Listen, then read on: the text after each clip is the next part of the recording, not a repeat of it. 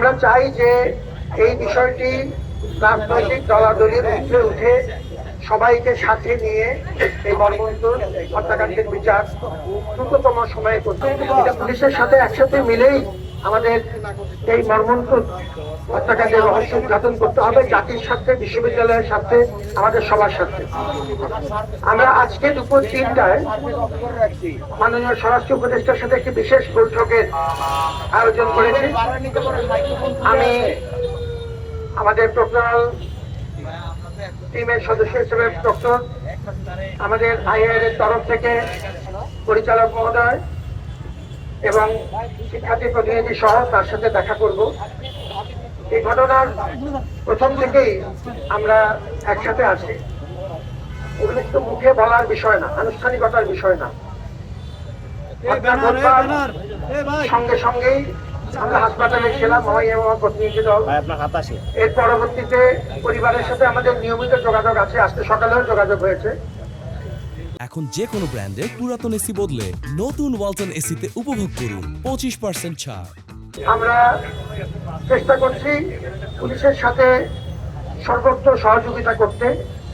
পুলিশকে আমরা ইতিমধ্যেই আমাদের তরফ থেকে আমাদের যে তথ্য আছে এবং সিসিটিভি ক্যামেরা ফুটেজ আছে সেগুলো আমরা তাদেরকে সরবরাহ করেছি। পুলিশ ঘটনা ঘটার 2-3 ঘন্টার মধ্যে প্রাথমিক পদক্ষেপ হিসেবে অ্যারেস্টগুলো করেছে। গতকালকে তারা আপনারা শুনেছেন যে কমিশনার মহোদয়গুলো আমাদেরকে উল্লেখ করেছেন। এখন রিমান্ড প্রক্রিয়া শুরু হবে আজকে থেকে, এবং আমরা অন্যান্য যে প্রক্রিয়াগুলো চালিয়ে নেওয়া দরকার, যে আমাদের তরফ থেকে একটি অভ্যন্তরীণ তদন্ত কমিটি তারা পুরো দস্তুর কাজ করে যাচ্ছে। প্রত্যক্ষদর্শীদের জবান প্রক্রিয়া শুরু হয়েছে, আজকেও 2 জনের জবাব নেওয়া হবে, জবানবন্দি নেওয়া হবে এবং সাক্ষ্য নেওয়া হবে। আমাদের তরফ থেকে আমরা একটি ইন্ডিপেন্ডেন্ট তদন্ত কমিটি চালিয়ে নিয়েছে, আমাদের অত্যন্ত শক্তিশালী একটি কমিটি, আমাদের কলা অনুষদের ডিন মহোদয়ের নেতৃত্বে এবং আমাদের আইনের ডিন মহোদয় এটার সদস্য আছেন। আমরা মিডিয়ার মতামত নেওয়ার চেষ্টা করছি এবং এই প্রক্রিয়াতে আমরা পরিবারকে সাথে নিয়ে, আমরা শিক্ষার্থীদের সাথে নিয়ে, বিশেষত আইআর এর শিক্ষার্থী যারা তার প্রতিদিনের সাথে, তাদেরকে সাথে নিয়ে আমরা গতকালকেও রহমান হলে তার জন্য শুক্রবার দিন আমরা বিশেষ দোয়া এবং মোনাজাতের আয়োজন করেছিলাম প্রশাসনের তরফ থেকে। এবং আমাদের শুক্রবার জুমার পরেও আমরা আমাদের ভবন মসজিদেও আলাদা করে আমরা তার জন্য আলাদা করে দোয়া প্রার্থনা করেছি। আমরা চাই যে এই বিষয়টি রাজনৈতিক দলাদলির ঊর্ধ্বে উঠে সবাইকে সাথে নিয়ে এই মর্মন্তুর হত্যাকাণ্ডের বিচার দ্রুততম সময়ে করতে, এবং এই ব্যাপারে আমাদের তরফ থেকে যা করণীয় আমরা করব, আপনার তরফ থেকে যা করে সেটা আপনি করবেন, এবং সবাই মিলে আমরা পুলিশকে সহযোগিতা চাই। আমরা এখন পর্যন্ত গতকালকেও যা দেখেছি, পুলিশ কিছু অগ্রগতি করেছে এবং আমরা কমিশনার মহোদয়ের সাথে নিয়মিত যোগাযোগ রাখছি। যেটা বললাম, আজকে আমরা স্বরাষ্ট্র উপদেষ্টা মহোদয়ের কাছেও আমরা যাব। আমাদের তরফ থেকে শরণার্থী উদ্যান যদিও আমাদের সরাসরি অধীনে না, আপনারা এই চিজ তথ্য করেছেন, আমাদের এক ছাত্র এই কথাটা বলেছেন, গুরুত্বপূর্ণ, তাকে ধন্যবাদ জানাই। আমরা 16 তারিখে একটা বিশেষ মিটিং করেছি 2:30টায় আমাদের গণপূর্ত মন্ত্রণালয়, সাউথ সিটি কর্পোরেশন, স্থানীয় সরকার মন্ত্রণালয় এবং ডিএমপির সাথে, এবং আপনারা দেখেছেন যে এই মিটিং এ 4.5 ঘন্টার মধ্যে প্রজ্ঞাপন জারি করে আমরা অ্যাকশন নেওয়া শুরু করেছি।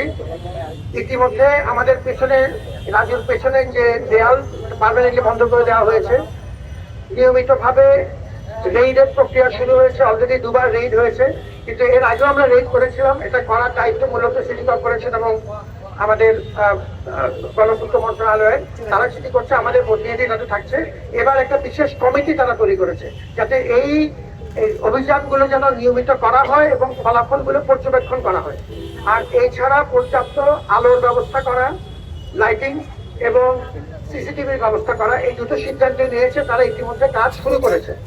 আমাদের তরফ থেকে উদ্যানের যদিও ব্যবস্থাপনার দায়িত্ব তাদের, কিন্তু আমরা বলেছি, যেহেতু যে কথা আপনারা সবাই বলেছেন, যেহেতু এটিতে আমাদের সন্নিহিত এলাকা এবং আমাদের বিরাট দায় থেকে যাচ্ছে, অতএব আপনাদের পূর্ণ সহযোগিতা আমরা চাই। এখন পর্যন্ত সরকারি সহযোগিতা এই ক্ষেত্রে পাওয়া গেছে। তাদেরকে ধন্যবাদ জানাচ্ছি। আমরা নিয়মিত করছি। আমরা আবার জানে কিছু রেস্ট্রিকশন দেবো, আপনারা সবাই সহযোগিতা চাই। আমরা এর আগেও দায়িত্ব নেওয়ার পর থেকেই যান নিয়ন্ত্রণের চেষ্টা করেছি, বহিরাগত নিয়ন্ত্রণের চেষ্টা করেছি। আমাদের সাকুরিলে 17 জন স্টাফ আছে এই প্রক্টোরাল টিমে। আমরা কিছু ভলান্টিয়ার জোগাড় করেছি, কিছু অতিরিক্ত মানুষ জোগাড় করে এখন মোটামুটি 30-35 জন একটা দল আছে। এটি একান্তই অপ্রতুল। মানুষের সহযোগিতা ছাড়া, অংশীজনদের সহযোগিতা ছাড়া এটা করা খুব কঠিন। এর আগে আমরা সহযোগিতা পেয়েছি, এটা আরেকটু বেশি পেলে খুশি হতাম। কোনো কোনো মহল থেকে পুরোপুরি সহযোগিতা পাইনি। এবার আমরা আবার চেষ্টা করছি, আপনারা সবার সহযোগিতা চাই। আমরা সাংবাদিকদের সহযোগিতা পেয়েছি, সবসময় পেয়েছি। আপনাদের ধন্যবাদ।